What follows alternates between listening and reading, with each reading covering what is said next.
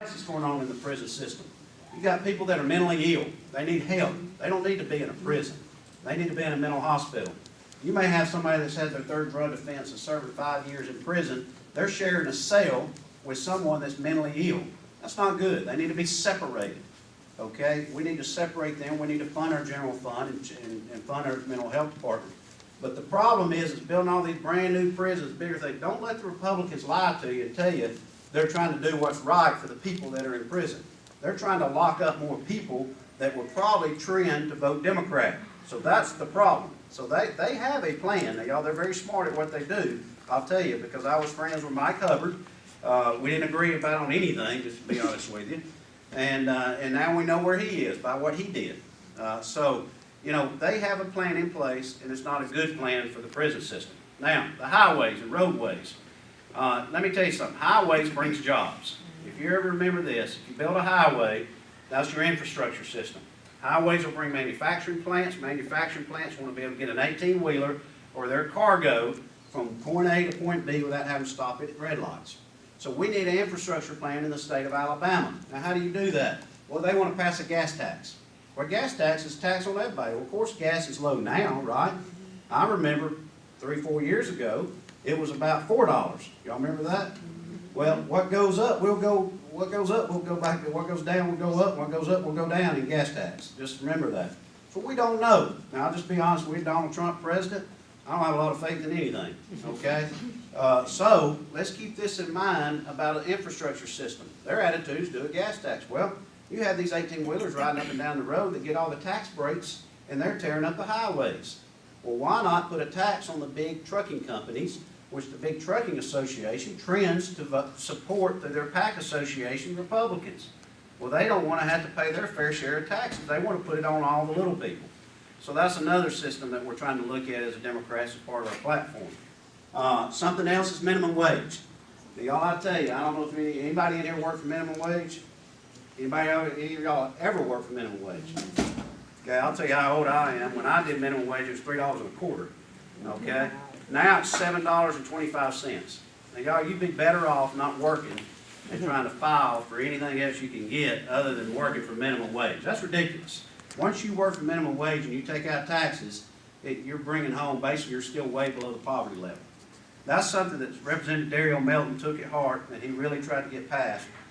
And we tried to do some local bills in some counties that would get the minimum wage increase up.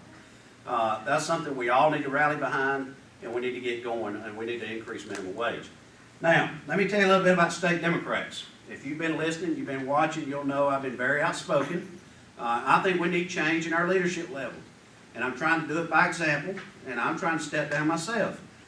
We're not recruiting any Democrats. We didn't win one legislative seat in the House or the Senate in the last quadrennium, which is in 2014.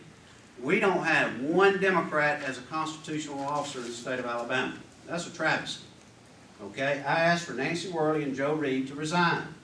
I thanked them for their service. I said they're doing a great job for what they have done up to this point, but it's time to change leadership, and I'm trying to lead by example in doing the same thing also. But y'all, if we want to grow as a party, we got to put our selfish nature back behind us, and we got to do what's right for the people of Alabama. What's right for the people of Alabama is to recruit people like we want to represent us in this room. I could go around this room and ask why you're a Democrat, and I guarantee you every one of you's got a different reason why you're a Democrat. That's what our party's all about. We got a big tent. We can all be different colors, different religion, and all different issues. But we all believe in one common goal, and that's to create a better government and a better United States and a better state of Alabama. If you look in the Republican caucus, they all look the same color. They all mainly are males, and they all support Donald Trump. So that ought to tell you something. So that's something we need is a new party leadership. We need new recruitment mechanisms, and we need new members in the legislature. When you have 33 out of 105 members in the Alabama House of Representatives, you can't get much done, I'll just tell you.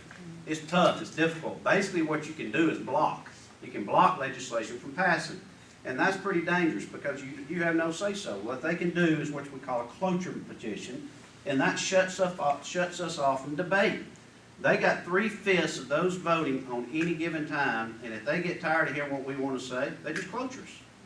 Y'all, that's wrong. When the Democrats were in control for 136 years, And when I got elected in 2000, I could probably count 2 or 3 times that we clotured the Republicans. It was just kind of a gentleman and a ladies agreement. You didn't do that. You don't take away somebody's right to speak. That's their right because they're elected by 55,000 people in the House, just like I am. But when you shut me off and you don't allow me the right to debate, then you have 10 minutes when that motion passes to finish your debate and you're done, you vote. Now, y'all, that's how the Alabama Accountability Act got passed and this charter school legislation got passed, which is now dangerous and they're trying to undo what they call unintended consequences. Okay? Let me tell you, that bill's dangerous. It takes money from the public education system. If we want to change Alabama, we got to fund public education. Over 90% of kids in the state go to public schools. Now, I don't know how many of y'all did in this room, but I guarantee you it's over 90%. That's the future of our state. We got to fund education. We got to give the teachers the resources to teach these kids, and we got to give the kids the ability to learn by giving them proper equipment. And equipment changes now like crazy. iPads, think tank, everything you can think of is on a rotation basis. They're taking a portion of the Education Trust Fund budget and putting it towards charter schools and Accountability Act. Y'all, who do you think's running all these SROs and the Accountability Act? Bob Riley. So if you look and you do the research, that was intended for these kids that were in failing schools to transfer to a school that's not failing, to get a scholarship and to help these kids. Now they act like they're humanitarian and they're trying to do what's right. That's not right. Less than 2/3, I don't know, a third, is it a third, Lance? A third of the kids come from a failing school? Is that right? Only 34 kids in the whole state out of the thousands of scholarships that were given. Well, that's way below what I was were transferred from a failing school. So those kids that were already in a private school just got free tuition. And they paid the tuition the year before. Y'all, this is your taxes. These are your children, your grandkids, and your parents are doing all this, and this is our future. So the only way to undo pieces of legislation like that is to elect more Democrats.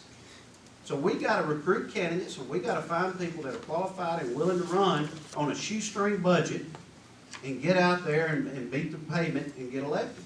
I tell people all the time, they go, everybody I've gone up against, they've had more money than me in the past until lately, and they go, hey, you know, how do you do so well, man? I got Pete and repeat. Ain't nobody gonna outdo me. I'm gonna get out and work from sun up to sundown because I'm gonna represent my people. And then when I get elected, whether you're Republican, Democrat, or Independent, I'm your representative. And that's what a democracy form of government is all about. So we gotta do that. So let me tell you one thing we can do. This is impressive, having a Democratic club at AUM and this many people.